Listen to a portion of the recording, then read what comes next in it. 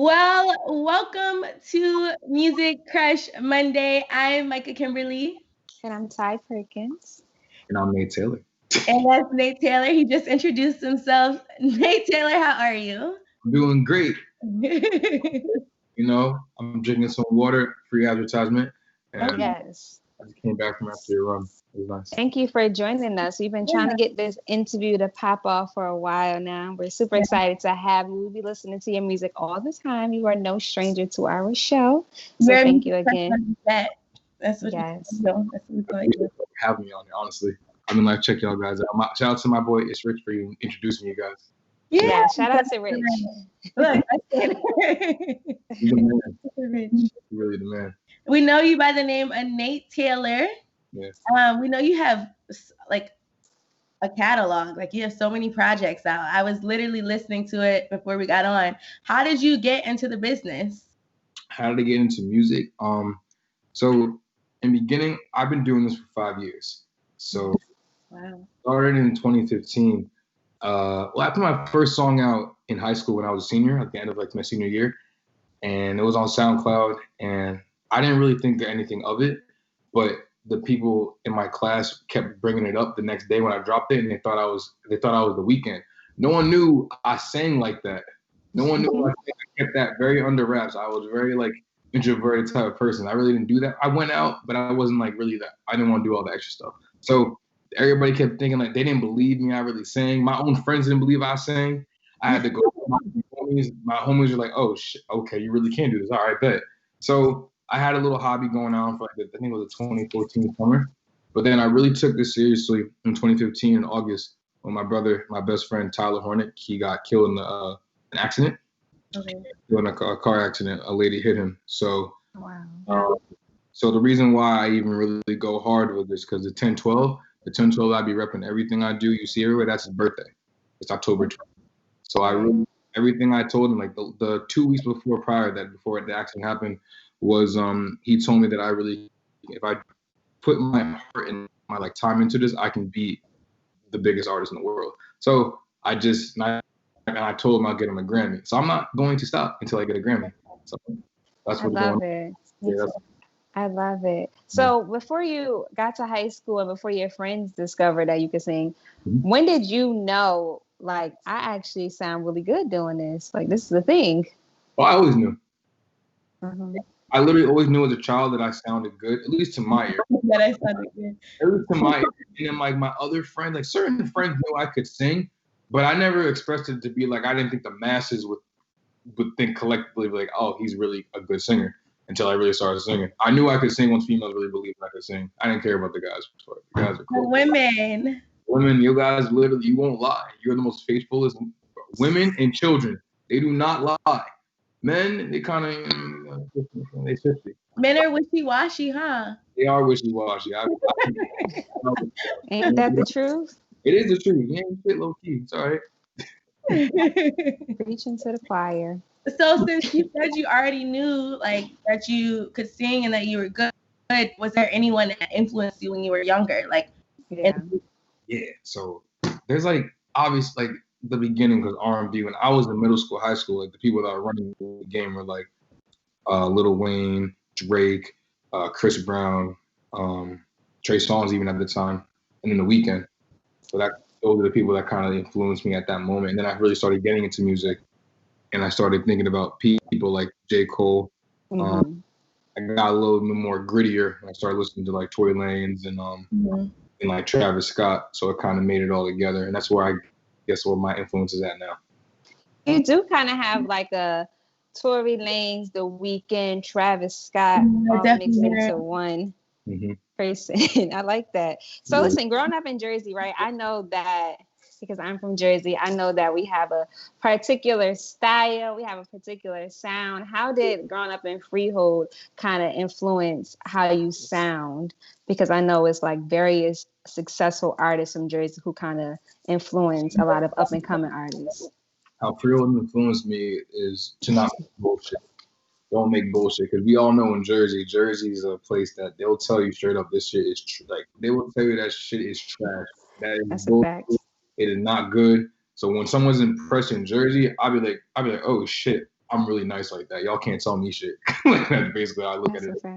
So pretty much also got me to the point to be like, when I make music, like after you guys heard my catalog, I don't really talk about blinging. I don't really talk about like a lot of just a lot of hoes type of talk. I kind of talk about personal experiences because I learned that a lot of the bigger artists, you relate more to people that you can relate to. Mm-hmm. Like J. Cole, Bryson Tiller, everybody like that. But you also don't want to be put down. In the earlier my projects, I always want to, I want to be expressing myself a little bit. Realize, okay, bro, I'm not gonna play this out all the time if it's too a little sad. Girls still want to have fun. Guys still want to feel like that nigga. So at the end of the day, you gotta kind of put all that in together. So it's like a mesh with balance. But yeah, I learned like that from Field. Is there any specific or particular artist from New Jersey who inspired you? I can say not really a particular like artist, but I can say a collective. A collective. More likely, like when I was younger, I was 18. I got put onto music. I had to understand it. So Team Reckless is a collective of creators. There's Stevie G. There's 90 Trey. There's Max Blue. So Team Reckless, they got me to understand to be productive and don't go on YouTube beats. I never went on YouTube beat in my life. That's good. Learned how to make my beats. I still continue to record myself. I don't do studio time. I write my own songs, and I don't really do features either. It's all about yourself. I'm a brand myself. I don't want to worry about anybody else's type of stuff. So they pretty much told me to be like, all right, do it yourself, man. Then I started getting a little older and understanding that I have to work with other artists. So like I worked with 070. You heard of 070? Yes. Yeah, I worked with their production, the competition in like 2017, and they got me to be very, very learn to level. And I also then I worked with Mir Fontaine in South Jersey. Super talented. All of you guys are really talented. I'm actually like, I feel happy. I feel prideful having this interview with you because you're just doing your thing. Yeah, and I'm enjoying it right now because it's definitely a long journey. A lot of people think overnight success. A lot of people think like there's a lot, as you two girls know, that there's a lot of shit behind the scenes that happens. Yeah. They understand that. They think it's all glitz and glamour. And when all the W, I've taken a lot of L's. I've taken a lot of L's, and now that I'm seeing a lot of future in my labor now, it just pays off and it means way more. I would never change my journey at all. I love it. Yeah, because your life's a luxury that got over 500,000 streams. So when was it like? And you just released it. I got 600K now. Okay, talk heavy. It's been like 2 months. When were you like, okay, like I know you said your friend inspires you to go harder, right? That traumatic experience was like, okay, I'm about to do this. You're gonna get the Grammy for him. But when were you like, oh, this like it's actually really possible? I feel like there's that moment when it dawns on you like it's possible when you start to see like the fruits of your labor. So when was that moment for you? And how do you feel like you're gonna keep it going? Because I know there's pressure after you start achieving this massive success and you're like, I gotta keep doing it. It's hard. So the first question you asked about how the first question was okay. So sorry.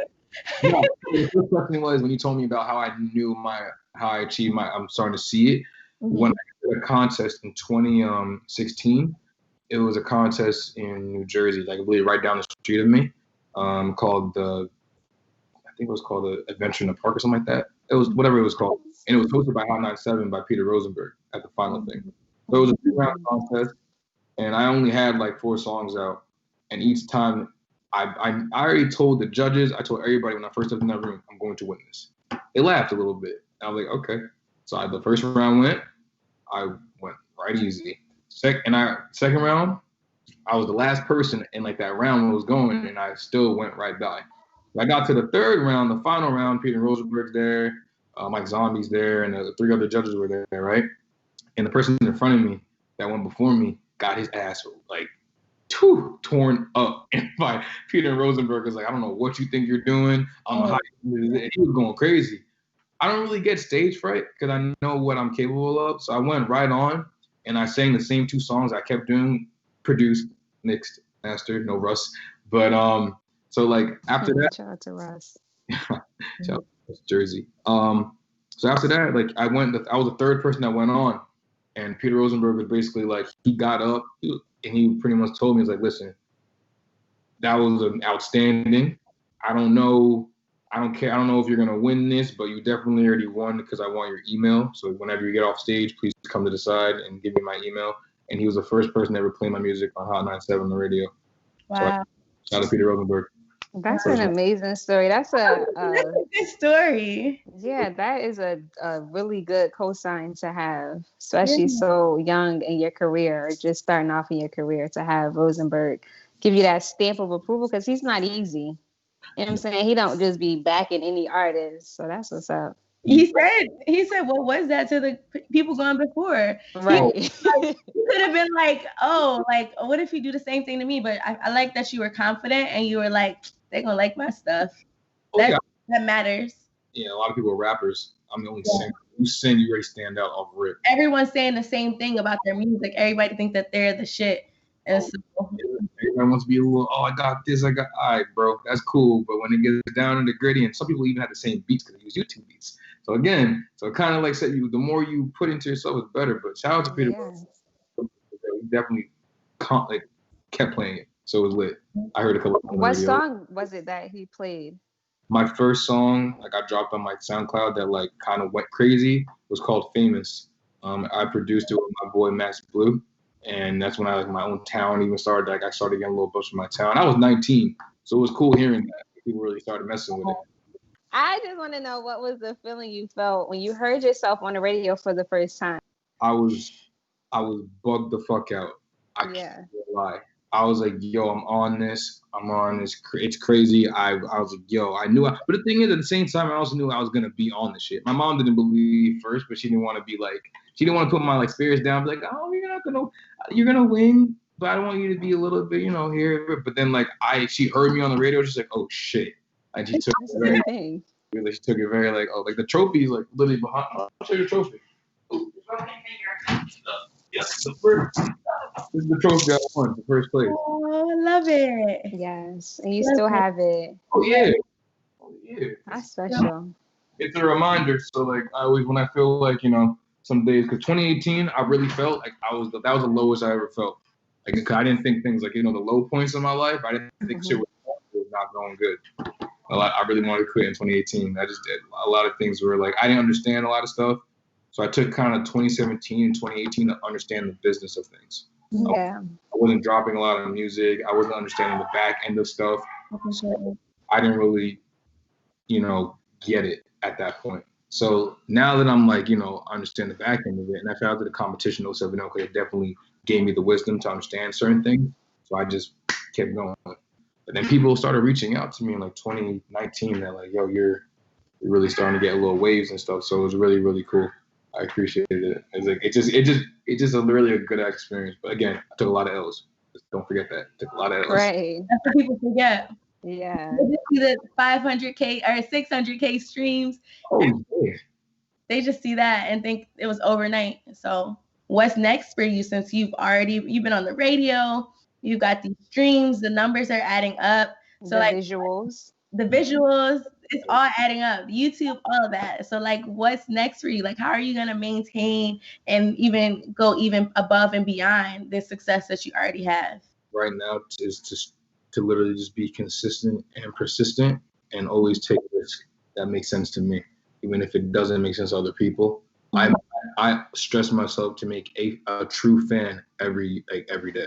If I make one a day, that's a true fan. Like fans are flip-floppy. What people don't understand that is if you don't and if you don't understand like your audience, people just want to throw out freaking songs and be like, yo, go catch. Like the fuck? No, that's not how it works, bro. Like you got to understand where your direction is, what you're trying to acquire. I don't really do what's pop. I don't really do what's like what's going on at the moment. Like people right now are doing drill. A couple of years ago, people were doing all new dance hall. Before that, it was all Cali beats, and then it was Atlanta. I don't really do that. I make sure that I stay to me, and whatever it works. I just realized that once it's working, it works. Like I pay attention to what my fans like. I pay attention to what definitely did not work. Super important. And I will never do those type of things again. Like the songs that work, I try to remake those type of songs that still gives you guys a feeling. And like again, I really don't give a fuck about guys. I don't really give a fuck about it. Really women, and that's it. Honestly, I really try to feel the women because my guy fans, honestly, they're like me. So I already know like if they fuck with me, they're gonna fuck with me. Like if I my guy, like, yeah, you feel what I'm trying to say? Like I'm not coming at my guy fans, y'all the shit. So like when it comes to women though, like you guys are very, very like loyal. So like you guys are very this is true. So, like, so women are very loyal and y'all take a lot more than like a guys can. Guys don't give a fuck. They'll go for the hottest rapper here, and then that's it. Versus hopping on the next best thing, right? Exactly. I feel like when girls listen to music, like we tap into the feeling of the music, right? Mm-hmm. So it's easier for a guy to like feel the beat, feel the flow, feel the lyrics, but women, we listen to music for how it makes us feel. And so that's probably why you have a woman fan base, because I be listening to your music like, I know. Let me just go ahead and call him because or like there's a song that I like particularly, but I don't want to say which one I like because I don't want to say I feel like that. Oh, tell him. No, but I like it. She's right. Like you be in your feels and stuff, and it makes sense that people compare you to The Weeknd too, because The Weeknd be having me in my feels, and yeah. Type of music. Yes. I really want to make music that actually helps, because I also think about it. Like there's times that are like the days I be feeling down. Like my favorite like album that I still keep maybe a little easy. My favorite Drake album that I like to go to still is Nothing Was the Same. Because it was Nothing Was the Same. It was a very complete project. I like Take Care, but this the whole. That's one of my favorites. Which one? Take Care. Both Take Care and Nothing Was the Same are both of my top favorites. Nothing Was the Same was like prime. Yeah, that was my favorite. And that'll bring you back to a time. I love when music brings you back to a specific time in your life. Like so nostalgic. I love it. That's a fact. So I try to like incorporate that what's going on. Like my favorite artists, like artistry, is Kanye West, The Weeknd, Drake, J. Cole, like those people that are here, and they always make real music. Like I make fun music, but then like I always think about my little niece, and I think about like my kids in the future that I want them to listen to, be like, oh, Dad made this real, not the little pump shit. Like I'm not really trying to do all that stuff. So like I just want to make things that are real. And I'm 24 years old, so I'm trying to make. No, I'm not little kid music. It's fun, but like I'm done with the party stuff. But I can still make it though, so it's very easy. The party music really is not that difficult to make, but like at the same time, it's really an art to make it. Like Future, he be going crazy. Lil Baby, he be going crazy. Like these motherfuckers, they go crazy. But like I know my lane, and I never ever stay out of my lane. I always make sure I do me. So like it's all good with that. So yeah. Do you have a specific favorite song? I always wanted to know if an artist had like a favorite song they've ever made. I have like a top 3. So okay, tell us. My top 3 favorite songs, just because of what the impact and what it meant to me at the time. So like number 3 would have to be Rotation, because Rotation was the first time like the masses actually gave a fuck. Like that was like, oh shit, like that was my first video that went viral on my page. It was the first like 10K or 20K and all that other. It was my first one, so I appreciate it the most. Then the second one would have to be Don't You See Me, because that song's kind of like a deep type of song. And like at the time, it meant a lot to me and it helped me through some stuff. And then the top one is actually Damage. Damage is my favorite one. Yeah. You and Micah have that in common. She didn't want to tell you. I already know. I love that song. Because you know how it came about? I'm gonna say how Damage came about. Because a lot of girls, and everybody told me they're like, damn, that one, Damage is gonna blow up. I know it. But my like the masses favorite song was Talk to Me, and I'll get to that one after. Because Talk to Me is I don't even like I don't even like doing those type of songs, and it went crazy. Like so, it went like wonderful. Interesting. So damage, the whole meaning for damage, like I'm going damage, so damage is everybody has damaged somebody and everybody is damaged in their own way. So I'm not really being particular at that part. So I just kind of freestyle. I don't write my songs. I just freestyle on the mic. So whatever comes out of my mouth. That's a fun fact. The whole thing of it was like, what do I need to do to show you that I care more than I'm supposed to? Because everybody feels the type of way about somebody. And everybody be acting like they're so fucking hard. And I hate that shit. It's just so whack. No one talks about how their feelings is no more. But you can't be kind of like, can't be bitch about it though. But you gotta at the same time be a little bit like, because girls, y'all sensitive gangsters. That's how I call y'all. Y'all are sensitive gangsters. Y'all don't want to be, y'all not too soft, but y'all be like, nah, I'm a female. I still got feelings. Y'all kind of in the middle of it. So like, I wanted to show her that I really do truly care. I don't, either way, I'm gonna be here. Like, I don't give a fuck what nobody has to say. I'm gonna do what I have to do to show you that I give a fuck about what we got going on. So that's pretty much what the song's about. Yeah. What advice you would have for, even if they're not a creative, but for up and coming creatives who would like to reach the point that you're at in your career, like what advice would you have for them? What would you tell them, or what would you have told your younger self? The advice I give to anybody, whatever field you're going to do and you're pursuing something that you want to do not quit. When stuff gets hard, do not quit. If people are going to always project their fears onto you because they don't believe in themselves, okay? So I would tell you that. Another thing I would tell you is don't be afraid to try new things. Do not be afraid to spend money. Do not be afraid to travel. And also is learn your business in any way possible. Learn your business because it's nobody else's business to teach you business. Those are my advice, really. And be happy. Really, really good advice, especially know the business, right? So whatever field you're going in, you want to be super knowledgeable about it so that you could go in super strong, super heavy, and ready to work. 100%. I love it. I be watching the OGs. Like, I watch Jay-Z, Lil Wayne, everybody that was doing this shit, watch them. I watched even the people that are not here no more that failed. I look at the people that lose because in reality, I can learn from them too. You can learn from everybody. That's a fact. People think they're too good for a lot of things, man. You got to be able to take advice. Sometimes you take it with a grain of salt, but you ain't feeling them. They ain't, all right, you don't got to take it, but just listen. Everybody has something to tell you. Reality. But opinions are all assholes at the end of the day. Everybody got one. We all got one. So where can we find your music and your social media? You can find me on all platforms. I sound like you're you can find me on all platforms. Like, no. But you can get all my stuff. All my latest stuff is on Apple, Tidal, Spotify, YouTube. But my old stuff's only on SoundCloud. You want to go listen to me? Gotta get a streaming service. My brother and my sister, you can't just get this for free. It's like I'm playing. But that's what's going on. So I'm Nate Taylorr. So NateTaylorr, 2 R's, no space. And where did the 2 R's come from? Can I ask that? Yes, you can. So 2 R's came from was when I learned the business. So there's already a Nate Taylorr.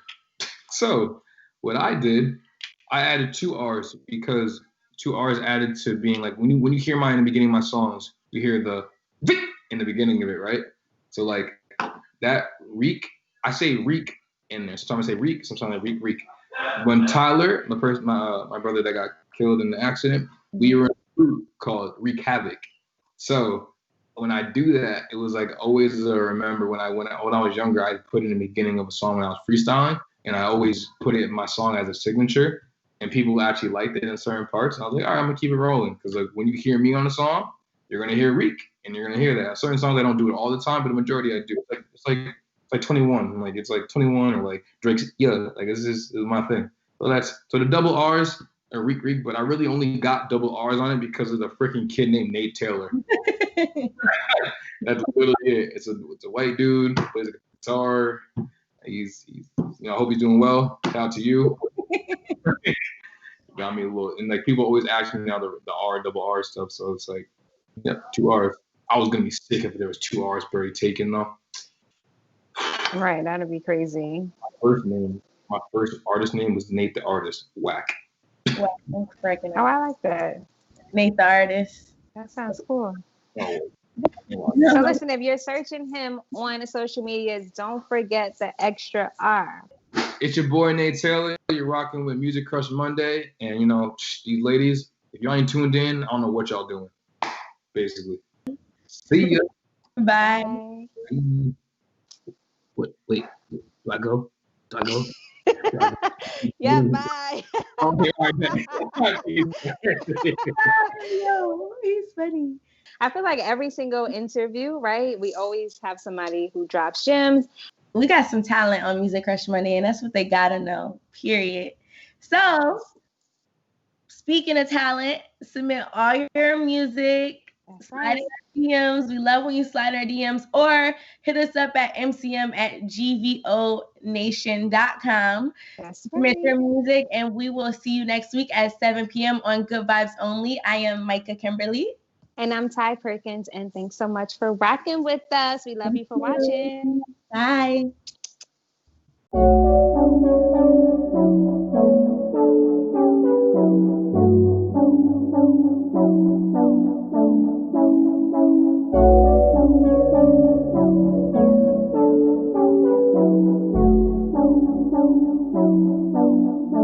I love it when I'm around you. I love it when I can feel you. I love it when you tell me all your secrets. I love it when you just tell me you need it. I love it when I'm around you. Around you. All of the times we laid together, you with me, you want forever. Luxury feels right up the corner. I know I'm blessed with you in my corner, yeah. You showed your words to me, gave me the realest advice you could, baby. I know it's different now and it hurt, baby. I got a reason for you around me. You wanna make money, then stay around me. Niggas forgot where I'm coming from. I do this for my gang, so I throw it up. You've been loyal since the day I met you, so you have to know I love it when I'm around you. I love it when I can feel you.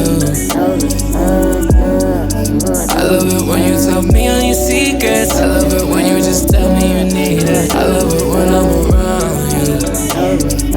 Around you, around you.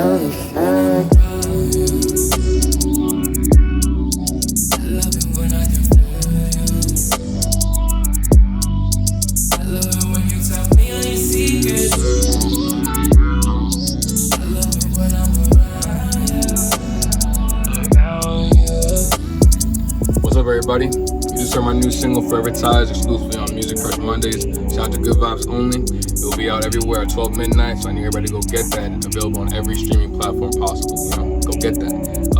Shout out to my people, 1012, Reckless. That's it, man. Go check it out. Hey, what's up? I'm Micah Kimberley. Hey everybody, it's me, Ty Perkins, and together we host a show called Music Crush Monday. You can check us out every Monday for your dose of trending topics, new music, and tracks from the hottest up-and-coming artists all across the world. Follow us at Micah Kimberley, MICAHKIMBERLEY on Instagram. Follow me at DyeTy, DYETAI on Instagram, and subscribe to us on YouTube at GVO Nation so you can watch the show. We hope to see you there.